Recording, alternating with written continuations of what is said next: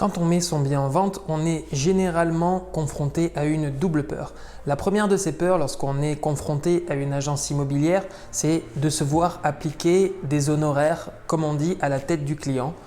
C'est-à-dire que cela varie en fonction de ce que perçoit le commercial de vous-même, savoir si vous êtes vulnérable, savoir si le bien qui est à vendre est attractif pour lui ou pas. La deuxième peur qu'on a lorsqu'on est confronté à un professionnel de l'immobilier, c'est qu'on a peur en fait que les honoraires pèsent trop lourd dans la transaction.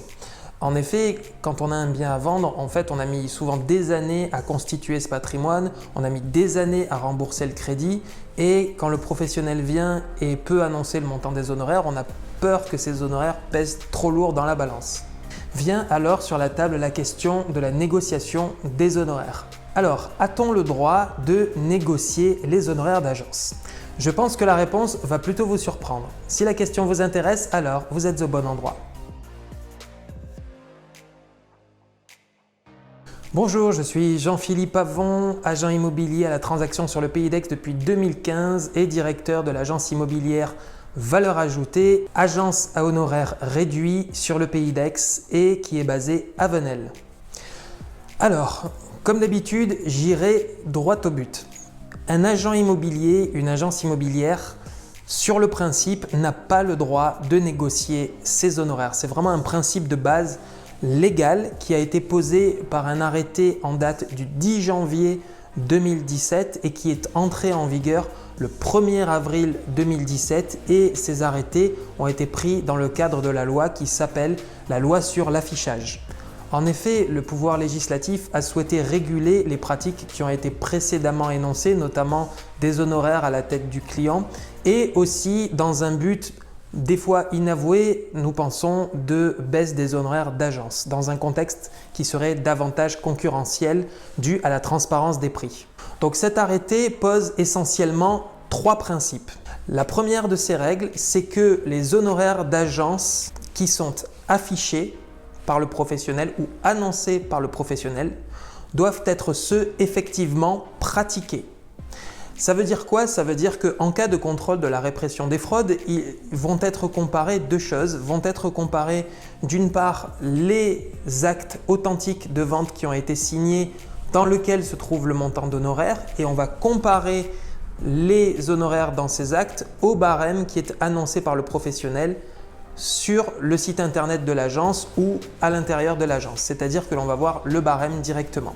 Ce qui signifie qu'il ne doit pas y avoir de décalage entre ce qu'il y a dans les actes de vente de l'agent immobilier et le barème des honoraires qu'ils sont affichés. Le deuxième principe, lui, en effet, pose l'exception à ce principe. Donc vous aurez compris que le principe pour une agence immobilière ou pour un professionnel de l'immobilier, le principe c'est l'interdiction de négociation des honoraires. Seulement par exception, il est possible de déroger à ce principe, nous dit le principe numéro 2 de cet arrêté, c'est-à-dire qu'il est possible de déroger à ce principe seulement pour des honoraires appliqués à la baisse, c'est-à-dire qu'on peut négocier à la baisse puisque auparavant quand on faisait à la tête du client, il pouvait arriver que ça se fasse à la hausse, c'est ce qui était effectivement constaté. Donc des honoraires potentiellement uniquement à la baisse, mais surtout dans des limites proches du barème pratiqué initialement. Donc cela laisse peu de marge de manœuvre en termes de latitude de négociation par rapport au barème affiché. Et 3, parce que étant donné qu'on a posé le principe de l'exception, il faut en connaître la fréquence, dans quelle proportion, dans combien d'affaires on a le droit de négocier. Eh bien, nous n'avons le droit de négocier nos honoraires que pour ce que la DGCCRF appelle des affaires particulières. Alors, que sont les affaires particulières par exemple? Eh bien, par exemple, une affaire particulière, c'est le fait que par exemple, moi, Jean-Philippe, je négocie habituellement des maisons, des appartements et des terrains. Eh bien, il se trouve que si je me mets d'un seul coup à négocier un bâtiment en entier qui n'est pas, en tout cas dans mes transactions habituelles, là, j'aurai le droit de négocier un petit peu les honoraires. Mais attention, donc n'oublions pas que ces rabais ne doivent pas être systématiques. En définitive, il faut vraiment comprendre que sur le principe, on n'a pas le droit de négocier ces honoraires et que les négociations d'honoraires doivent rester des exceptions et dans les limites des barèmes affichés. Alors les sanctions, elles sont très simples pour les professionnels. Alors il faut savoir que nous sommes contrôlés par la DGCCRF. La DGCCRF, ça veut dire la Direction Générale de la Concurrence, de la Consommation et de la Répression des Fraudes. Et il faut savoir que les sanctions qui sont appliquées sont d'à peu près 1 500 € pour une personne physique. Ça peut aller jusqu'à 3 000 € pour une personne physique, et pour une personne morale comme une entreprise au titre de l'agence, cela peut aller jusqu'à 15 000 €.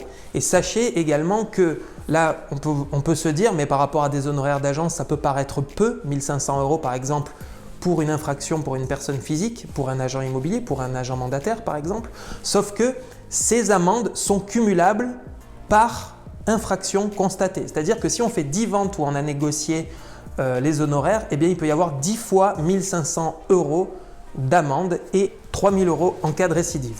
En ce qui concerne notre agence, nous, en tout cas, on a fait le choix d'afficher d'entrée de jeu des honoraires que nous jugeons comme étant équitables. C'est pour ça que nous ne les négocions pas.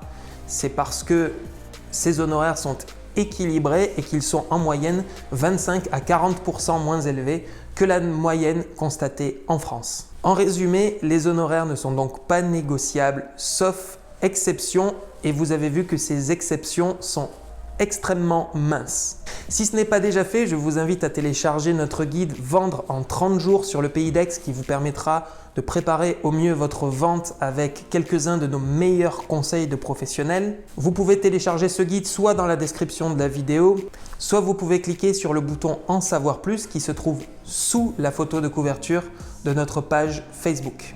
Quant à moi, je vous retrouve pour de prochaines vidéos. D'ici là, prenez soin de vous et bonne vente.